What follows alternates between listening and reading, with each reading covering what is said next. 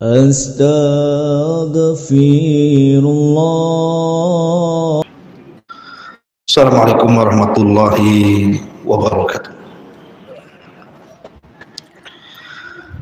Alhamdulillah wassalatu wassalamu ala rasulillah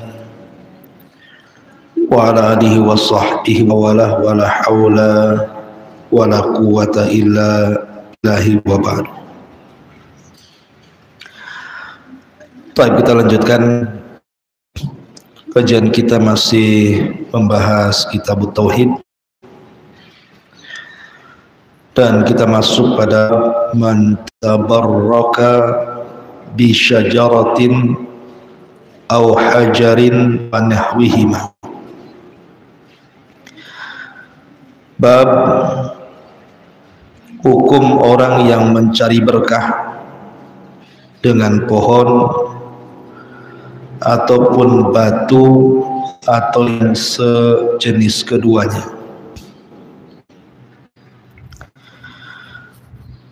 Kemudian mu'allif rahimahullahu ta'ala mencantumkan dua dalil.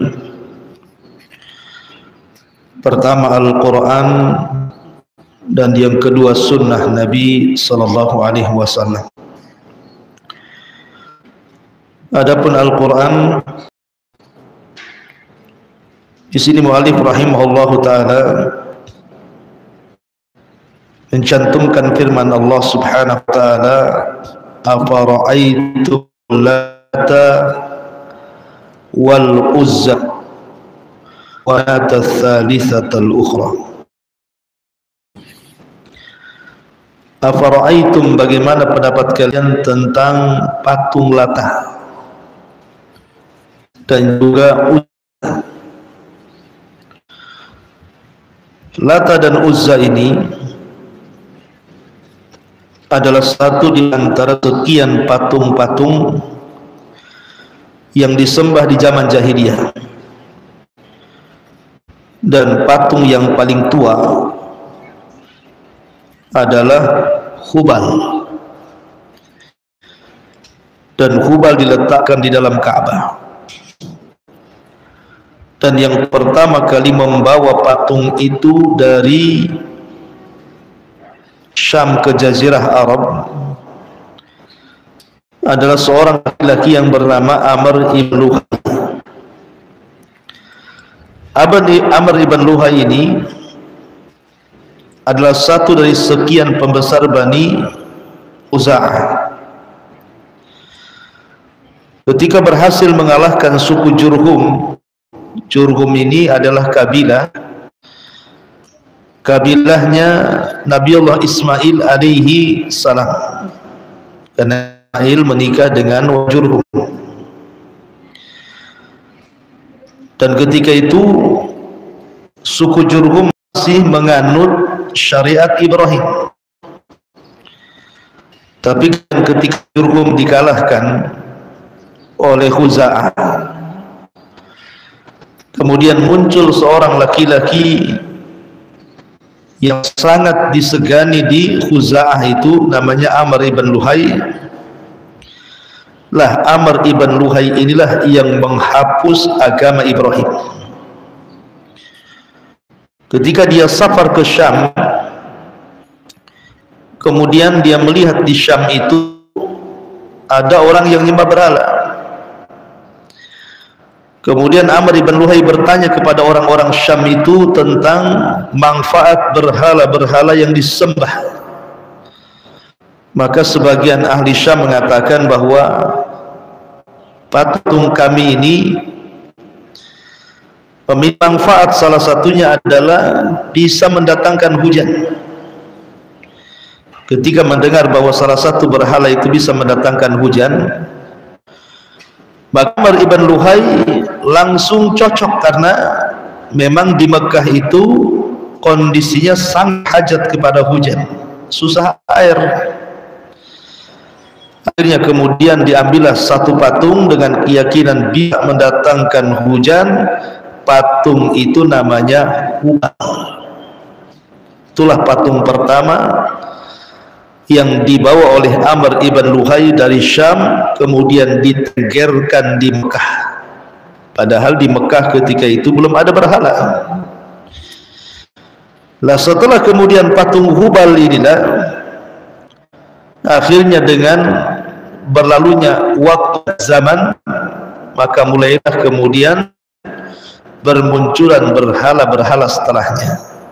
Muncullah Lata, Uzza, Manat, Na'ilah, kemudian As-Saf, dan berhala-berhala yang sangat banyak jumlahnya, ratusan bahkan ribuan berhala disembah oleh orang-orang jahiliyah. Itulah awal muawal, asal muasal kenapa orang Arab itu jadi penyembah berhala, karena yang membawa agama berhala itu adalah Amr ibnu Luhai. Makanya Nabi SAW bersabda, inni ra'aitu Amr ibn Luhai finnari yajurru am'a'ah. Aku melihat Amr ibn Luhai itu berada di neraka, terbesusnya, li'anna awwal man ghayyara dina Ibrahim, karena dia orang yang pertama kali merubah-rubah agama Ibrahim. Lah dengan tersebarnya berhala-berhala di Mekah, bahkan yang sangat miris adalah ada berhala namanya Saf dan Na'ilah. Saf dan Na'ilah.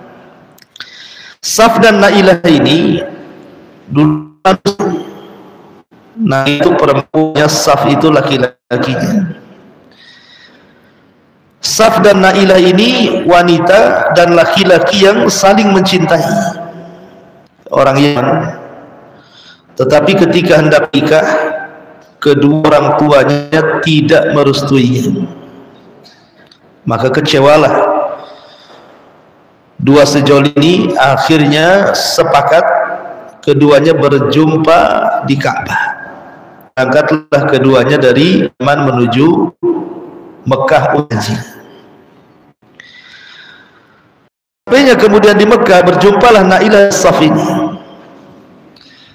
Niatnya sih ingin berdoa di situ supaya doanya dikabulkan dan dia ketika pulang kembali ke Yaman direstui pernikahannya. Tapi syaitan cerdas, ketika berjumpa di Ka'bah, maka Saf dan pun berzinah di dalam Ka'bah. Naudzubillah.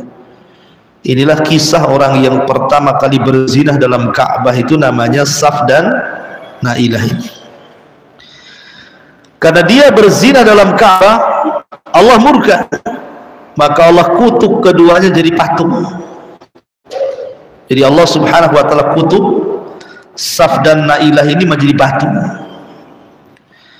Maka sebagai ibarah bagaimana Ka'bah dilecehkan sehingga Allah kutuk keduanya jadi batu, maka orang-orang Arab pun kemudian meletakkan kedua berhala itu, dua batu yang jelmaan daripada Saf dan Na'ilah di Safa, satu diletakkan di Marwah. Maksudnya diletakkan di Safa dan Marwah itu biar orang-orang menjadikan pelajaran, siapapun yang melecehkan Ka'bah maka akan dikutuk seperti Saf dan Na'ilah, gitu maksudnya. Tetapi dengan berjalannya waktu dan zaman, bukannya dijadikan ilmu dan pelajaran, malah kemudian Saf dan Na'ilah ini berhalanya disembah oleh orang-orang jahil. Jadi orang yang dikutuk gara-gara zina dalam Ka'bah belakangan disembah, kan? Akalnya hilang orang-orang musyrik ini. Jadi ada Lata, ada Uzza, ada Manat, ada Hubal, ada Saf, ada Na'ilah, dan patung-patung yang lainnya. Lah salah satu keyakinan orang-orang jahiliyah itu terhadap patung-patung tersebut, mereka selalu mencari tabarruk, mencari berkah kepada patung Lata, Uzza, Manat, Hubal, Saf, Na'ilah dan yang lainnya, dengan keyakinan bahwa bahwa berhala-berhala itu membawa kebaikan. Makanya di antara mereka kalau cari jodoh datang ke berhala meminta, kalau mau usaha datang ke berhala dan meminta, kalau mau sembuh dari penyakit datang ke berhala dan meminta, kalau menyembelih bernazar kepada berhala dan meminta, begitu seterusnya. Itulah orang jahiliyah itu, mereka menjadikan sebagian berhala yang terbuat dari bebatuan dan juga pohon itu dijadikan tempat mencari berkah. Makanya Allah Subhanahu wa taala singgung, afara'aitumul lata wal uzza. Adapun Lata sendiri adalah bentuk daripada, ataupun kenapa munculnya patung Lata. Lata itu diambil dari lata yalutu, artinya orang yang mengadon roti. Karena ada seorang laki di zaman itu yang sangat dermawan. Apabila datang jemaah haji, maka akan melayani jemaah haji itu dengan memberi makan roti. Karena terkenal kebaikannya sudah beri makan orang jemaah haji dan memberi jemaah haji, maka orang itu pun disebut Lata. Yaitu artinya suka mengadon roti. Maka ketika meninggal, kemudian orang-orang supaya teringat dengan kebaikannya membuat berhala, yang kemudian berhala itu dinamai dengan Lata. Lata ini dulunya orang soleh gitu ya, orang baik gitu ya. Dan ketika meninggal, orang-orang kemudian membentuk patung Lata dan menjadikannya berhala dan disembah kepada selain Allah Subhanahu wa taala, khususnya orang-orang Taif. Adapun kemudian Uzza, afara'aitumul Lata wal Uzza. Uzza ini juga berhala yang disembah oleh orang-orang Quraisy. Kalau Lata itu orang-orang Taif, kalau Uzza ini berhala yang disembah oleh orang-orang. Makanya Abu Sufyan ke perang, apa Abu Sufyan mengatakan di hadapan kaum muslimin? Lanal Uzza, bagi kami Uzza, walastum Uzza, dan kalian tidak punya Uzza, katanya. Maka Nabi SAW bertanya di hadapan para sahabat, katakan kepada Abu Sufyan, Allahu maulana la maula lakum. Gak apa-apa kami gak punya Uzza, tapi kami punya Allah. Allah lah lindungi kami dan kalian tidak punya Allah, katanya. Dibalik sama Nabi. Artinya bahwa patung Uzza itu patung yang diagungkan orang-orang Quraisy, dan patung Lata itu patung yang diagungkan orang-orang Taif. Para muslim dimuliakan Allah Azza wa Jalla, sedikit saya jelaskan tentang kaidah-kaidah yang bicara tentang tabarruk, meletakkan sesuatu itu ada berkah dan bolehnya kita mengambil berkah. Ingat ibu bahwa berkah itu milik Allah. Berkah itu milik Allah.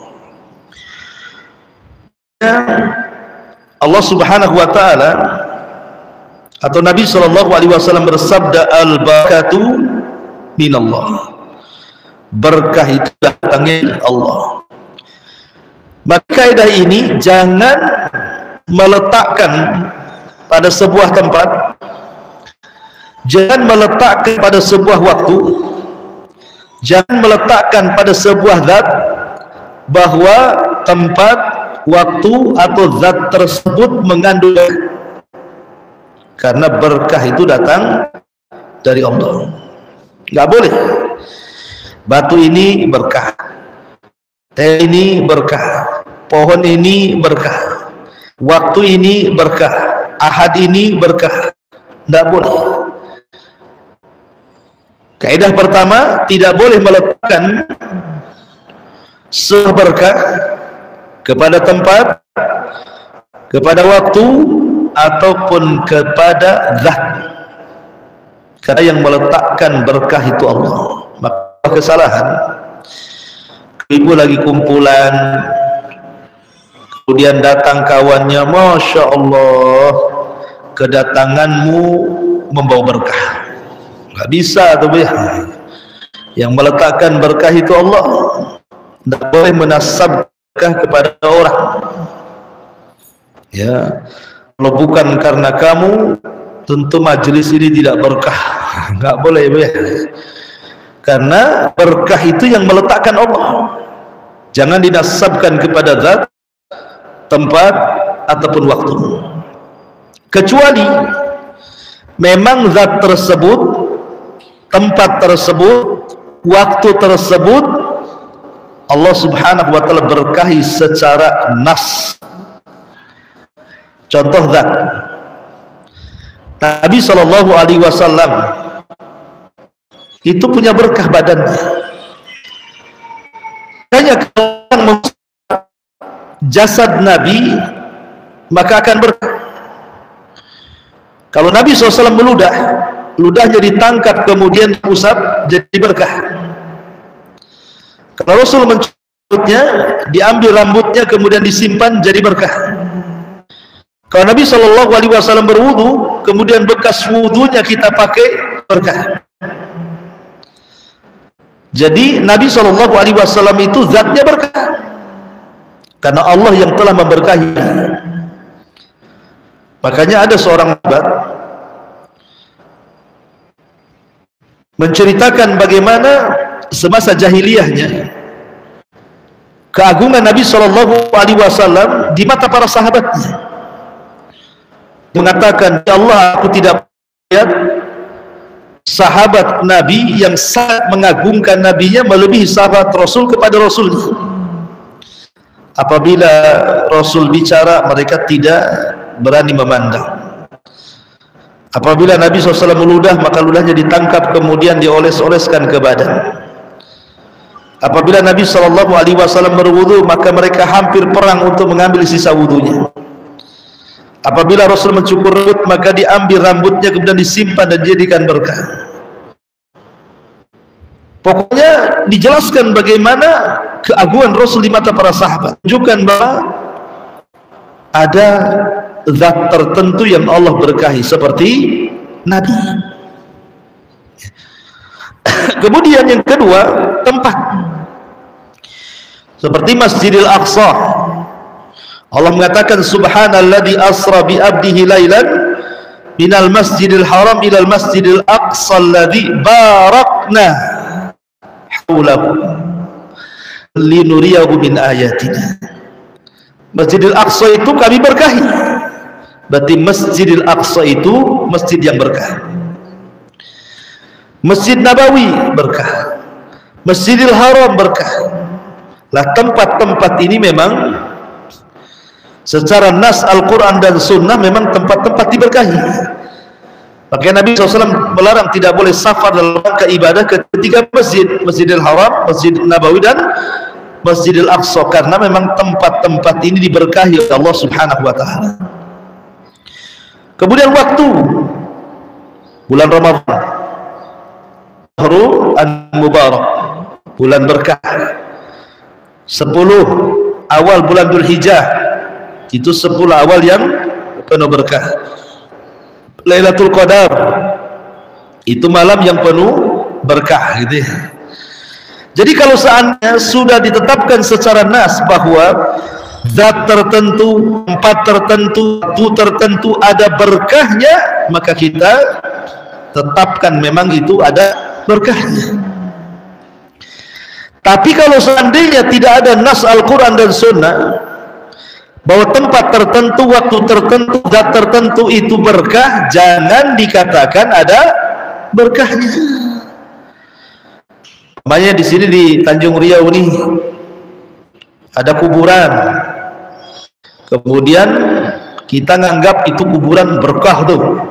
Kalau doa di situ mustajab, kalau minta usaha di situ mustajab. Nah, dari mana? Apakah Quran atau hadis Nabi mengatakan kuburan di Tanjung Riau ini ada berkahnya. Nah, gitu dia. Karena tidak boleh menasabkan berkah kecuali kepada Allah, atau tempat-tempat tertentu, pohon-pohon tertentu, waktu-waktu tertentu. Tidak boleh menasabkan keberkahan kepada zat, kepada tempat, kepada waktu, kecuali memang sudah dinaskan dalam Al-Quran dan Sunnah. Ini juga kaidah mengenal berkah. Kemudian juga kaidah mengenal berkah. Jadi berkah itu yang Allah Subhanahu wa taala turunkan, ada yang sifatnya zat dan dia muntakil. Jadi bisa berpindah.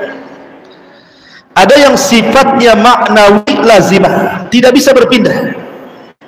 Contoh begini, Nabi SAW zatnya berkah, badan Nabi Rasul itu berkah.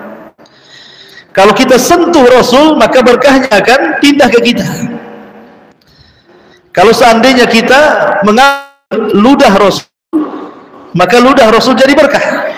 Seperti umpamanya ketika Allah sakit mata, kemudian diludahi Nabi SAW, sembuh tuh matanya kan. Artinya berkah Rasul bisa berpindah kepada kita dengan ambil keringatnya. Bahkan ada sebagian sahabat tuh sampai meminum darahnya gitu ya. Bahkan sampai kemudian mengusap-ngusap ludahnya. Ya, karena berkahnya Rasul itu bisa berpindah. Itu namanya zat, berkah yang sifatnya zat dan bisa intikal berpindah. Tetapi ada yang sifatnya maknawi lazimah, bisa berpindah, seperti Abu Bakar. Abu Bakar itu berkahi keluarganya. Ketika Nabi SAW meminta untuk mencari cincin Aisyah yang hilang di padang pasir, akhirnya para sahabat mencari cincin yang hilang itu. Sahabat marah karena sudah mendekati waktu zuhur, diperintah pula cari cincin. Akhirnya mereka bingung dengan sholat yang telah sampai, nggak ada air wudhu. Dari sini turunlah surah Tayammum. Sebab keluarga Abu Bakar lah jadi ada tayamum. Kata Rasul, apa ini kau adalah.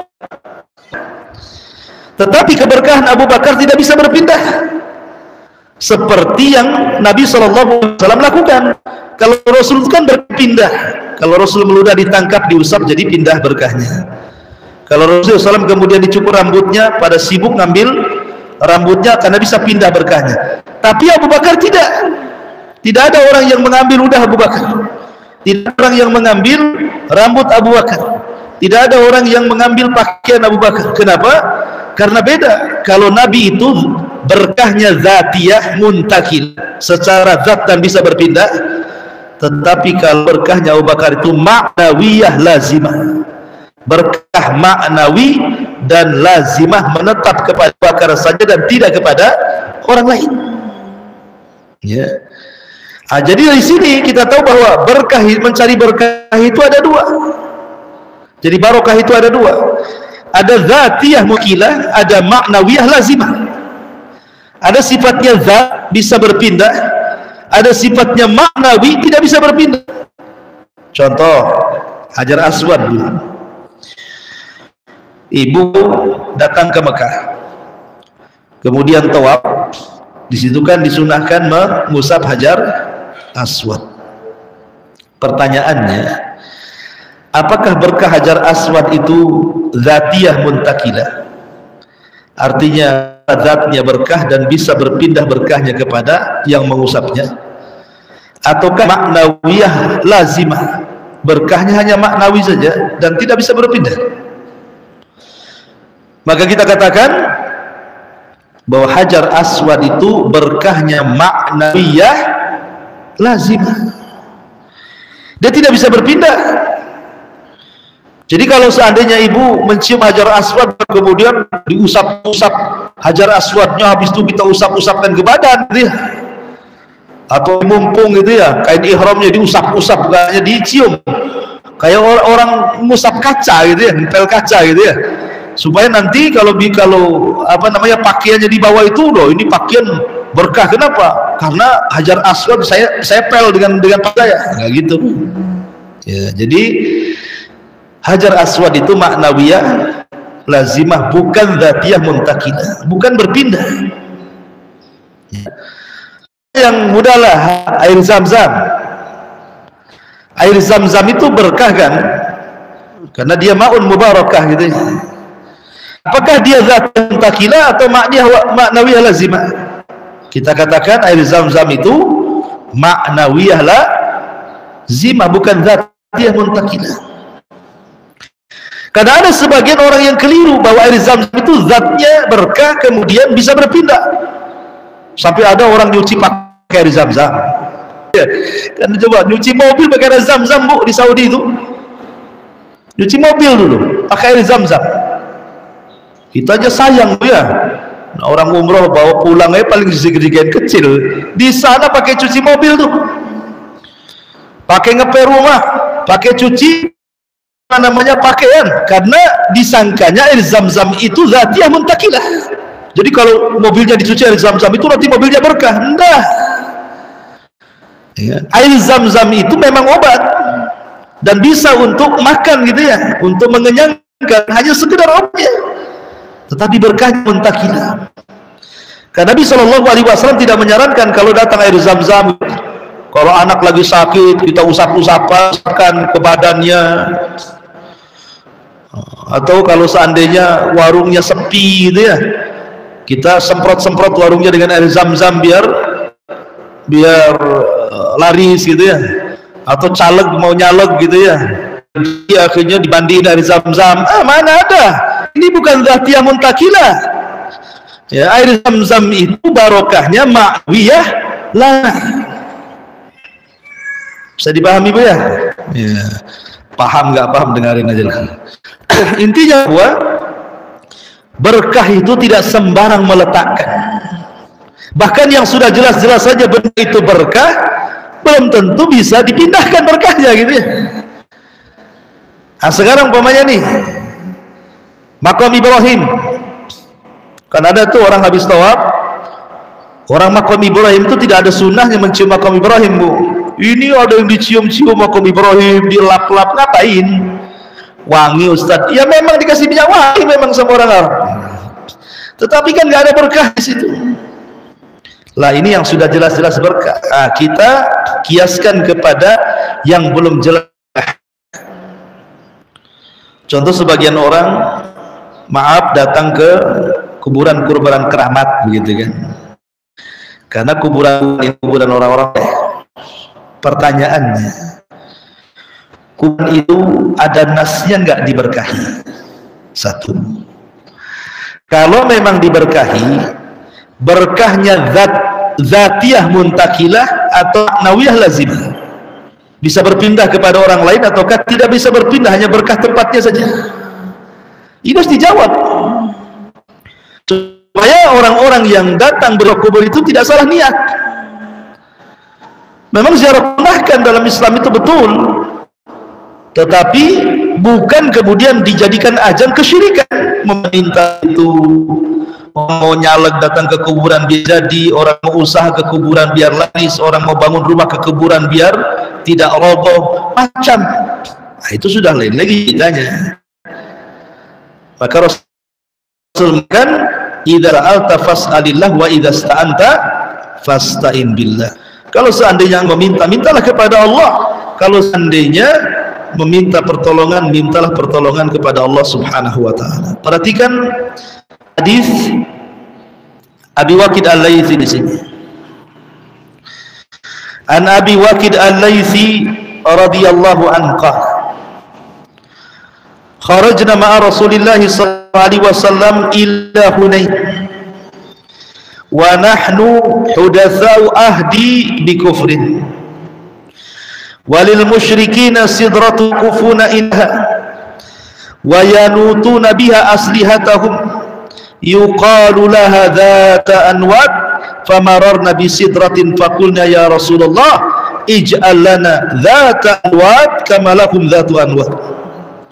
Faqala Rasulullah sallallahu alaihi wasallam Allahu akbar innaha sunan.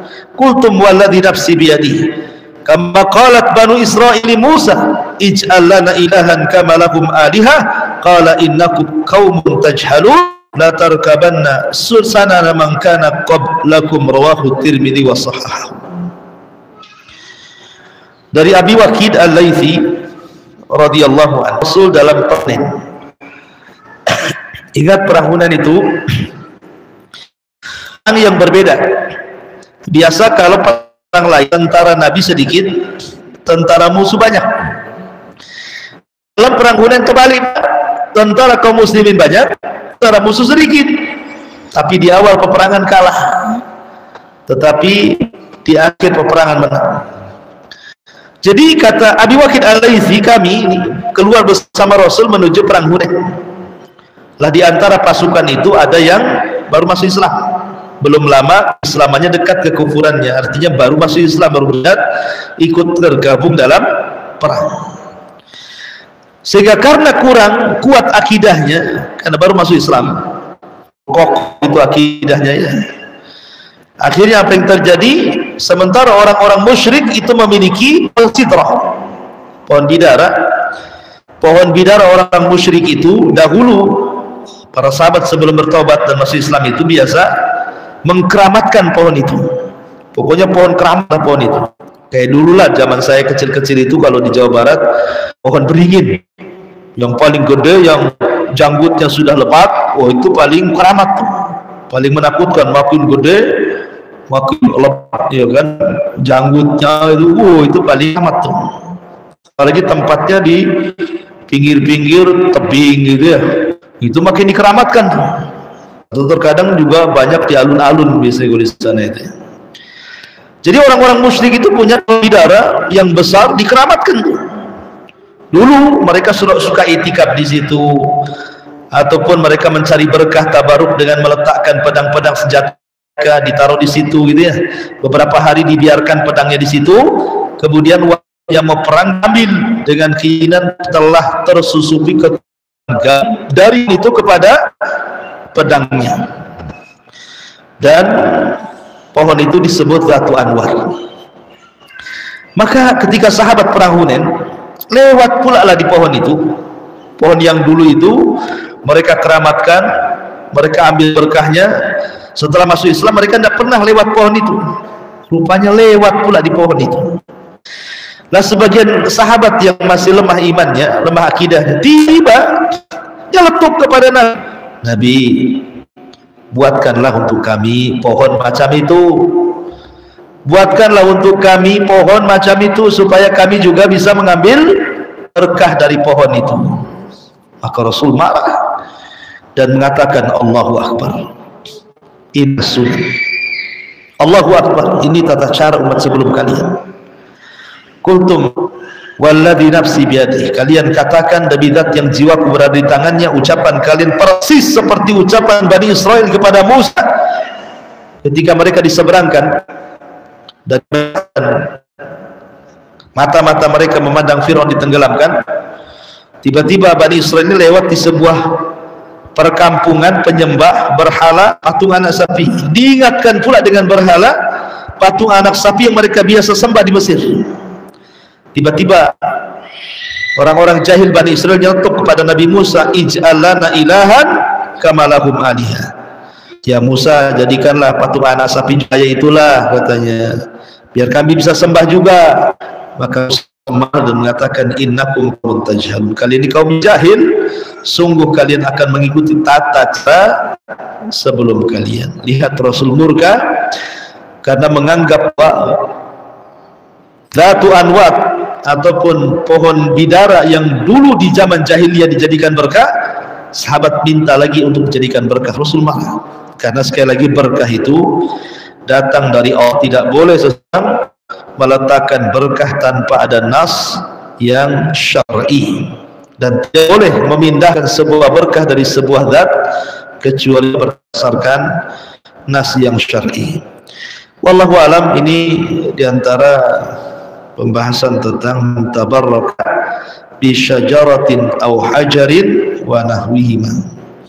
Jadi barang siapa yang mengambil berkah dengan pohon atau batu atau yang sejenisnya, maka sebuah kesyirikan yang bisa mengantarkan kepada syirkul akbar. Silakan sebelum saya tutup, barangkali ada yang tanya.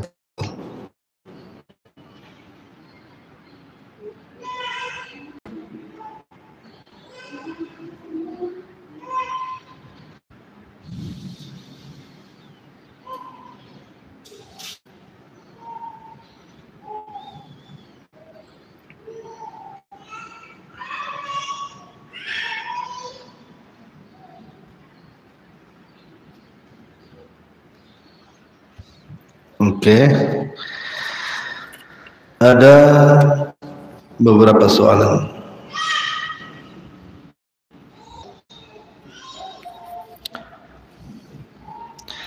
Bismillah Ustadz, manakah yang lebih tersampaikan kepada kerabat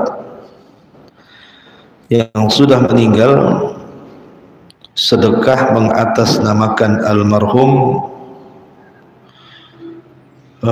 mengaji terkhususkan almarhum? Mana sedekah mengatasnamakan almarhum atau mengaji khususkan almarhum gitu ya? Allah. Ya, alhamdulillah. Nas yang sudah jelas, apabila seseorang mengirim pahala adalah bersedekah. Bersedekah dan sedekah di atas namakan orang yang sudah meninggal, seperti orang tua ataupun saudara dan kerabat gitu ya.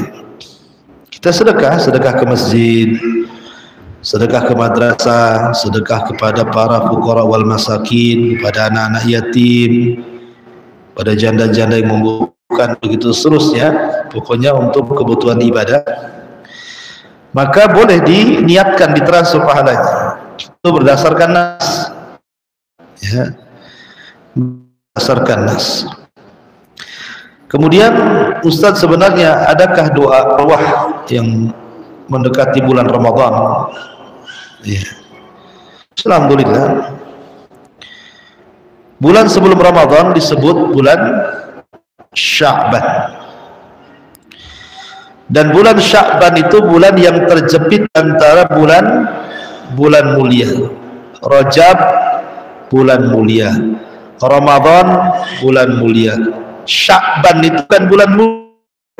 Artinya bahwa Sya'ban ini bulan yang terjepit di antara dua bulan mulia, sehingga banyak dilupakan.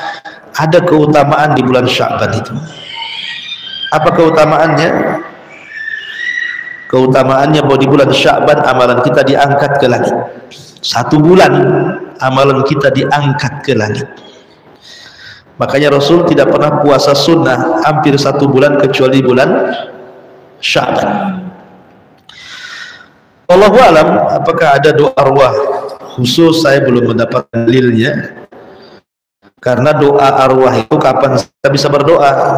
Hari ini juga kita bisa berdoa dari masjid manapun, tidak harus mesti doa di kuburan. Kalau seandainya doa di masjid lebih baik lagi gitu ya. Maka doa arwah itu kapan saja kita mengirim pahala kepada mereka. Jadi tidak bisa dikhususkan dengan sebuah bulan. Kalau memang ada pengkhususannya tentu ada dalilnya. Dan sementara ini saya sendiri belum mendapatkan dalil bahwa bulan Sya'ban itu khusus untuk doa arwah itu ya. Karena doa arwah itu kapan saja ya gitu.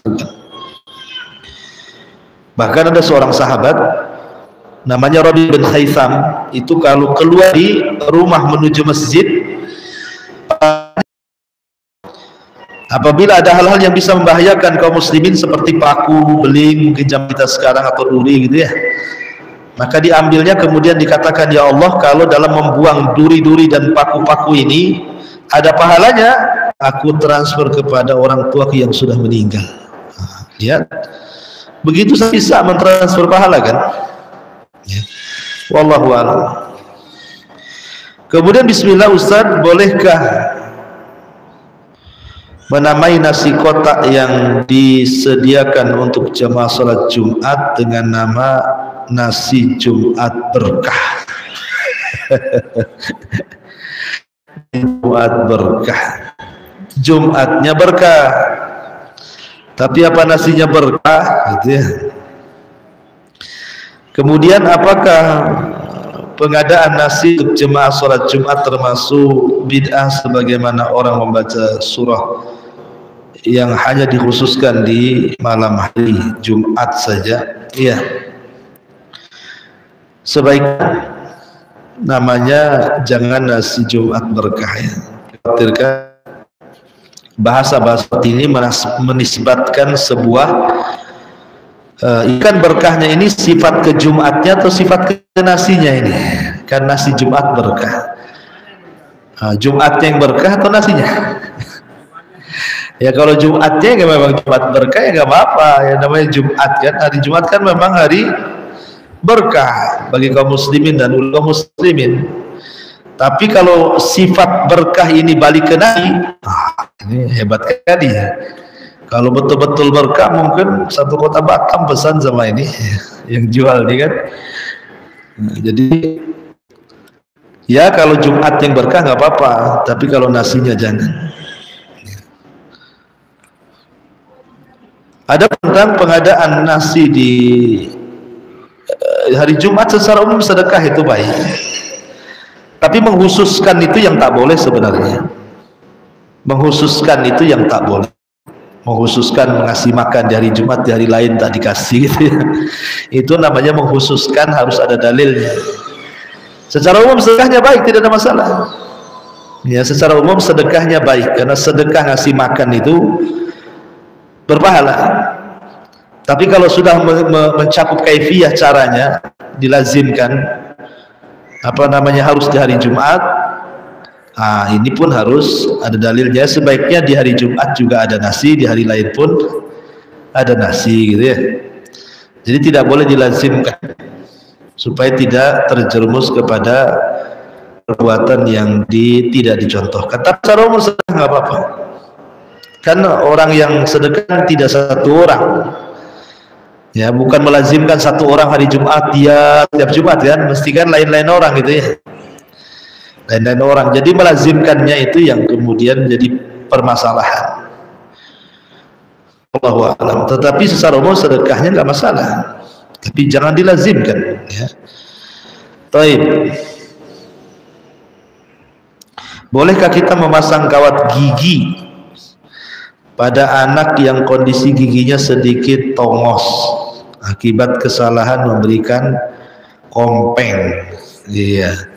Lihat Bu, kalau ibu makan nasinya keluar dari gigi-gigi itu, nggak apa-apa. Ya, bahwa giginya terlalu renggang, kalau makan pula keluar dari situ nasinya, maka nggak apa-apa. Tapi kalau seandainya sudah rapi, ya bengkok-bengkok sedikit, wajar ya. Artinya 90% atau 75% dah bagus gigi itu, maka tidak boleh mengikir gigi itu. Mengikir gigi nggak boleh, kecuali untuk kesehatan. Contohnya tadi, giginya agak songong ke depan atau renggang jauh gitu ya, sehingga dirapatkan supaya normal. Nah, nggak apa-apa kalau untuk kesehatan. Tapi kalau untuk kecantikan tidak boleh. Seperti yang sekarang ma'ruf kan dibehel-behel orang tuh, apain dibehel itu? Ya, kawat-kawat itu, senyum pun tak cantik itu, senyum kawat. Wallahu a'lam.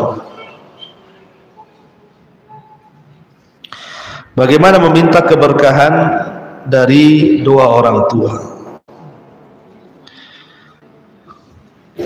Ya mintalah keikhlasannya orang tua agar mendoakan anaknya. Berbuat baik kepada orang tua pasti ikhlas mendoakan anaknya. Tapi kalau kita berbuat jahat kepada orang tua tidak ikhlas mendoakannya. Maka ambil hati orang tua supaya doanya ikhlas kepada anaknya dan jadi ya. Wallahu a'lam. Saya bisa kira cukup. Subhanakallahumma bihamdika asyhadu an la ilaha illa anta astaghfiruka wa atubu ilaik. Allahu ta'ala. Assalamualaikum warahmatullahi wabarakatuh.